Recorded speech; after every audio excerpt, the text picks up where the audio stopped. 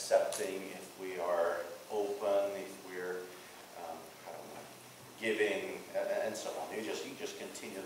Why wouldn't someone be like this? Unless it's a very, very mean person who likes to kill, and there are really not that many people like that around us, right? Pleasure. Do you have too many people like this around you? It's a different type of crowd. So the people around us are usually, they're nice people. They're just regular people. And if you hear something like this from these people, then our life is not Christ-like life. And that's a problem. Now we'll get there why it is a problem. Well, with these two examples that we had on this morning service, when we talked about two situations that were dealing with money. One situation was the poor widow that was at the temple when Jesus was sitting by the treasury and treasure box, and he was watching people giving money to the temple. And then there's this poor widow, and you know the story, poor widow that came. She had only 2 small copper coins. I'll call them pennies, okay? That's similar, copper pennies, right? So she had just 2 copper pennies, the money that will buy her like a small round flat bread. It's not going to be like the loaf of bread, right? It's going to be like flat Mediterranean type bread. It's going to be about this big, about this thick, and that's all she could afford for that day to eat. That's all she had. That's what the Bible says. So that was the first example, this poor widow that comes to the temple and she gives this 2 copper pennies. She puts them. That's all she had. She has nothing to eat anymore, and we don't know if she had any money, any allowance for the next day. The Bible doesn't say that. We just know that at that point, at that moment, she had 2 pennies that she could buy food with, and she gave these pennies that she put them in this treasure box, and she gave it to the Lord. And then there was another example of Judah who was looking and trying to make a way to make some money, and he found a way to make some money. He knew that the Pharisees and they wanted to kill Jesus. That's a good way to make a little extra cash, and we heard that actually this amount of money was approximately equal to half a year of wages, right? So whatever you guys make in a month times 6, so that's approximately the amount of money that Judah made from selling and betraying Jesus Christ. So we had these 2 examples, and definitely you understand that these are like totally opposite examples, right? Very opposite, 180 degrees and moving away from each other. I want to stop and talk a little bit about this old widow.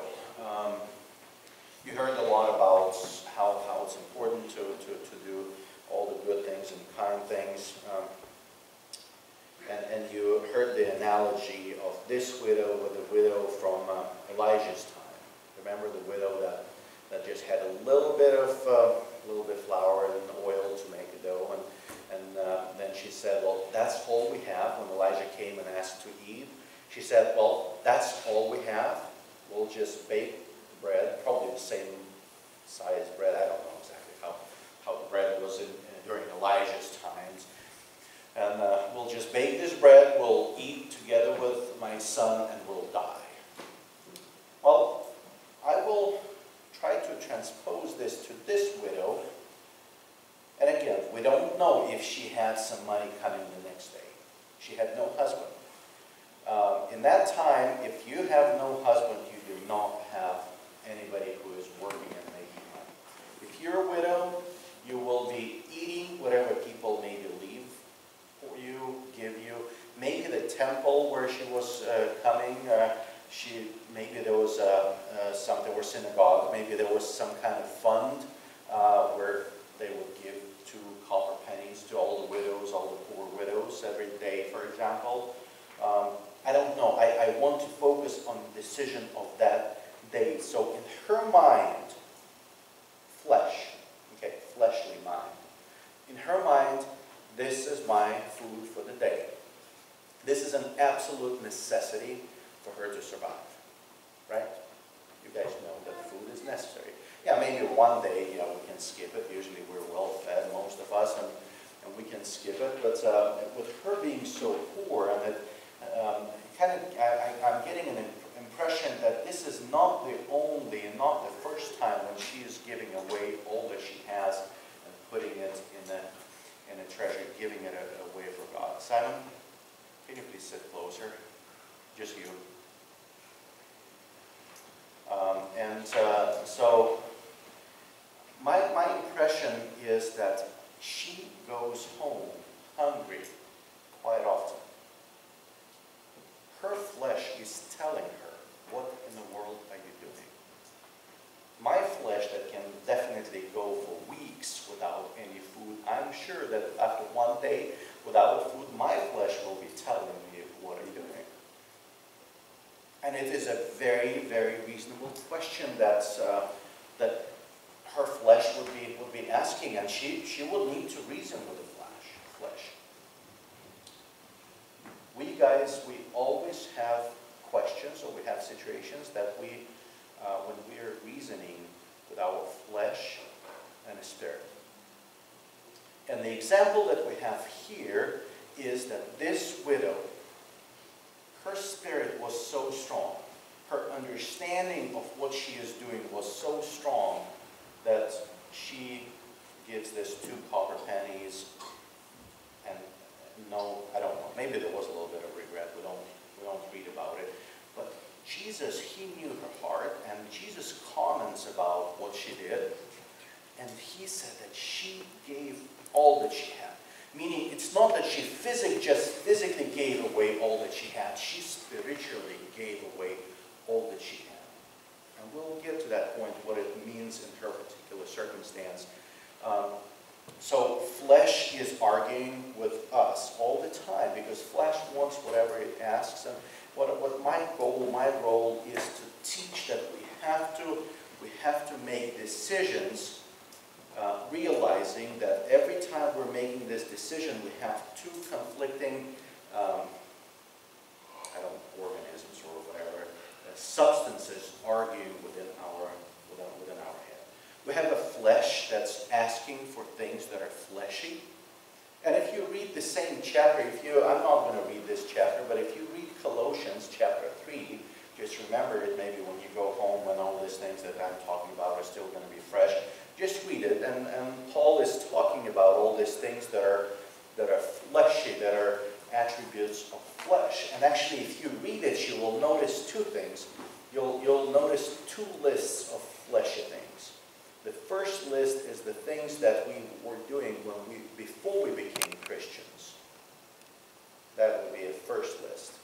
And there's a second list. There's a second list immediately, like 2 verses down, there will be a second list of things that we keep doing after we became Christians.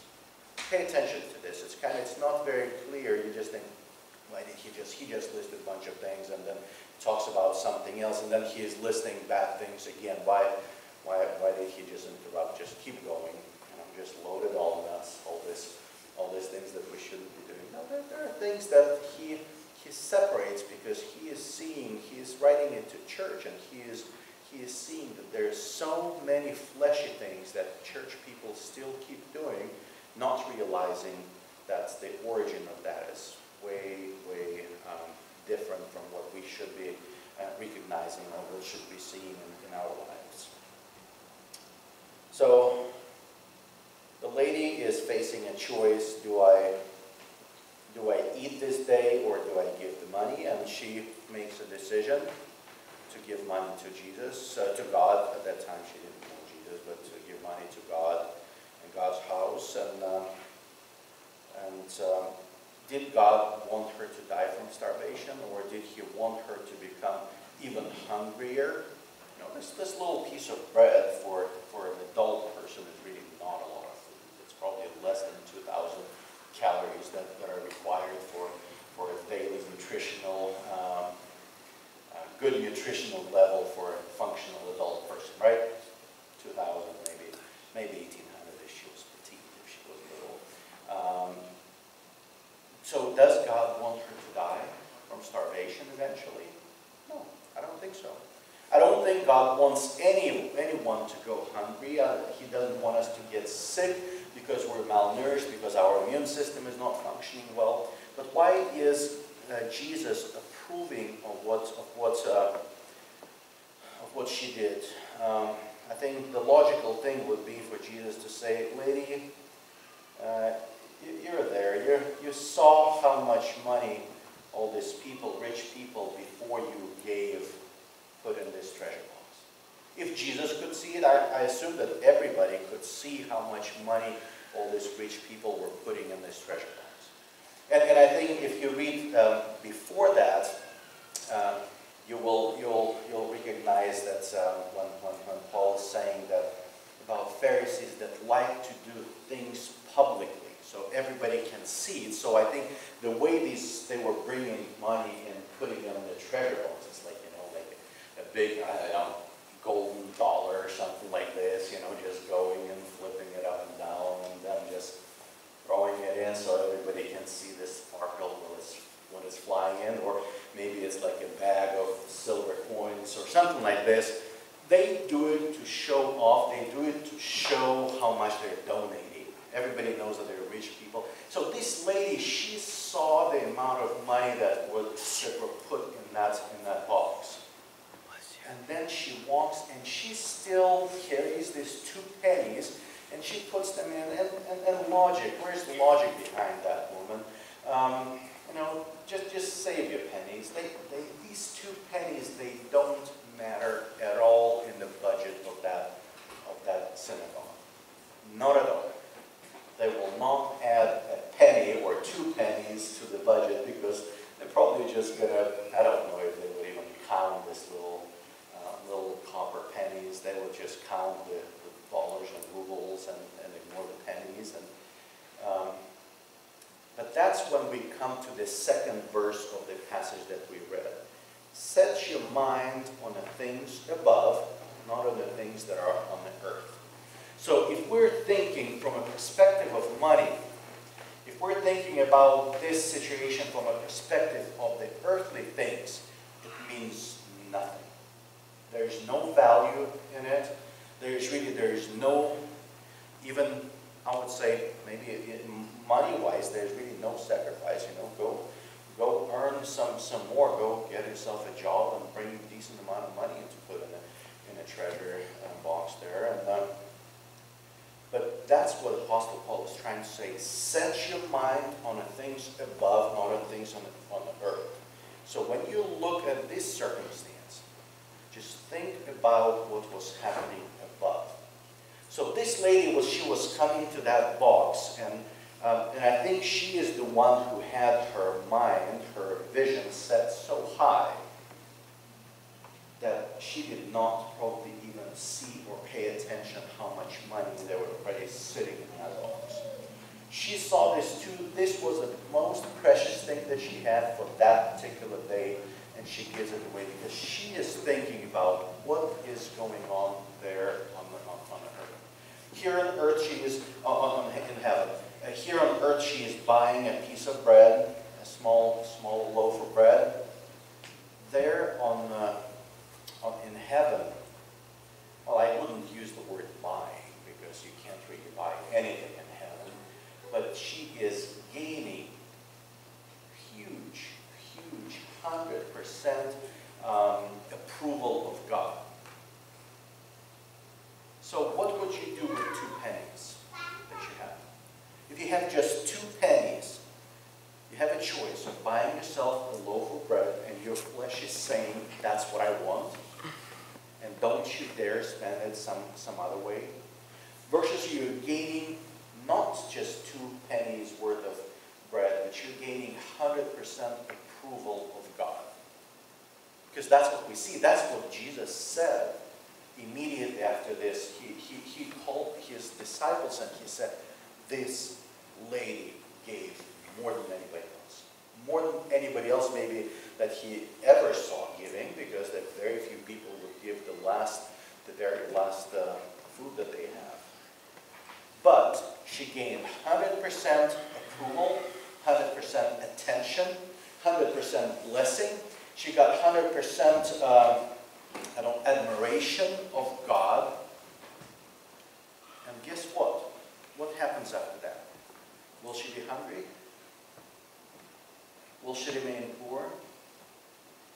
Will she be miserable?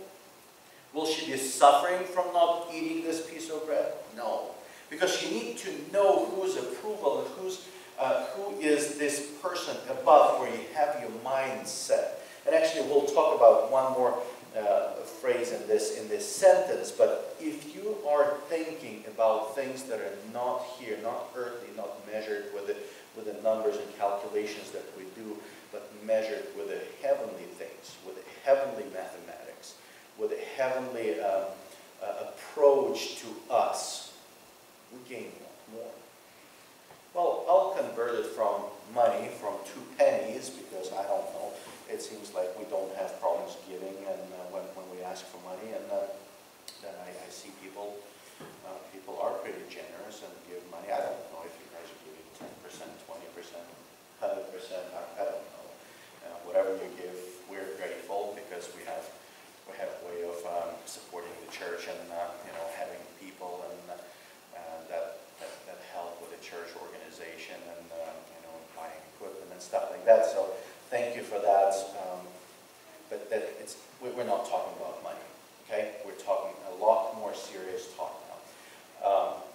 What do you do with your 2 minutes of your time? What do you do with 5 minutes of your time, or 10 minutes of your time, every time you have this time to spare? What do you do with your young years? What do you do with your physical strength? What do you do with your abilities? What do you do with your talents? What do you do with all the other things that God gives us? There is a reason why we have it. This woman has this 2 pennies because she needs to eat.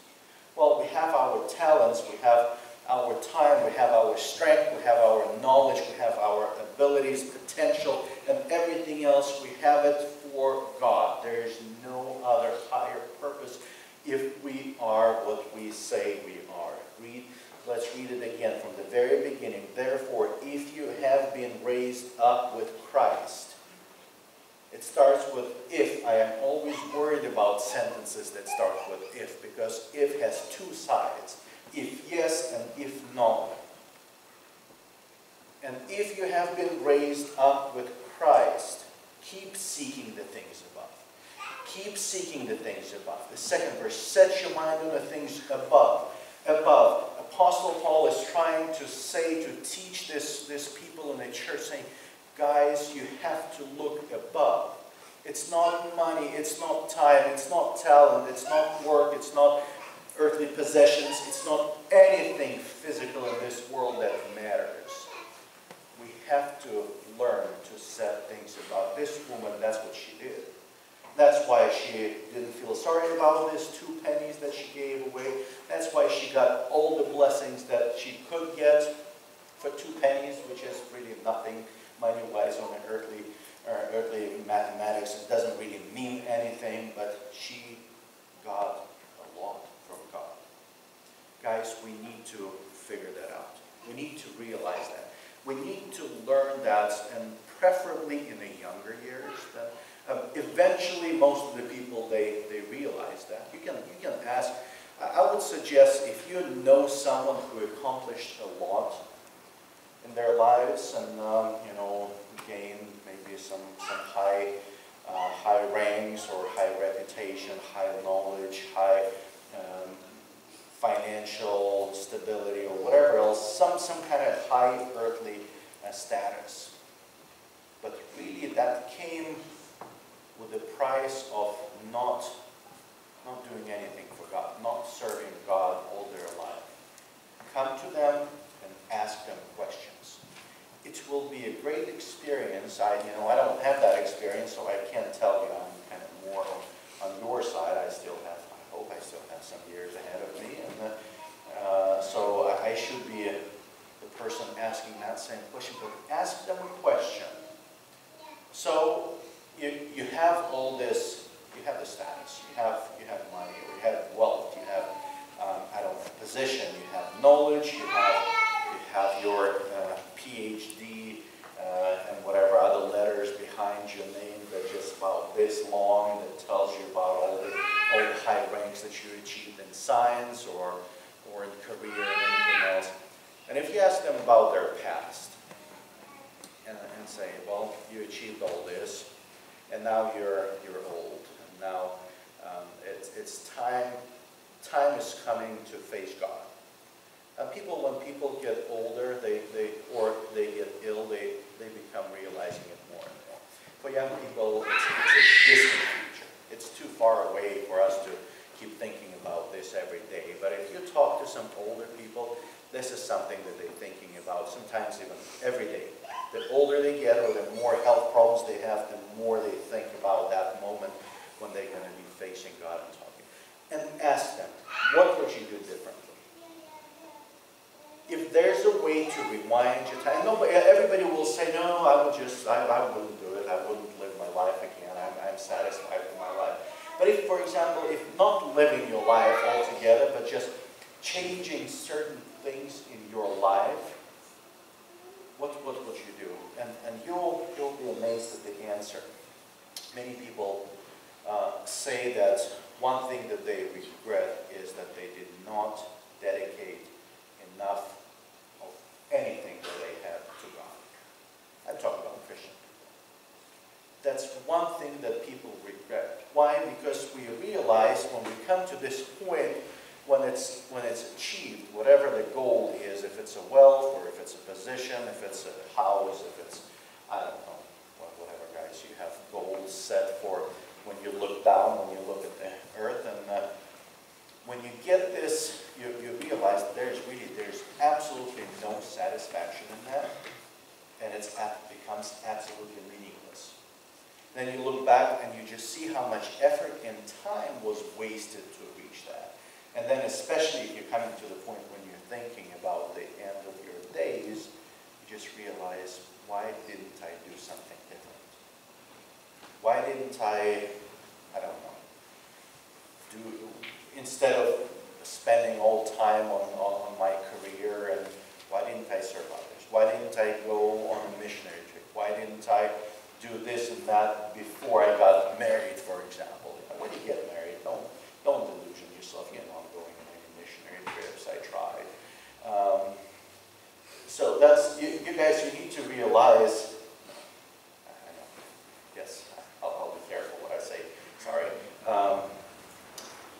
There are a lot of things that you can do at this particular stage of your life, because once you go beyond this stage, there's no going back. And a lot of times you'll be regretting. I regret a lot of things in my life.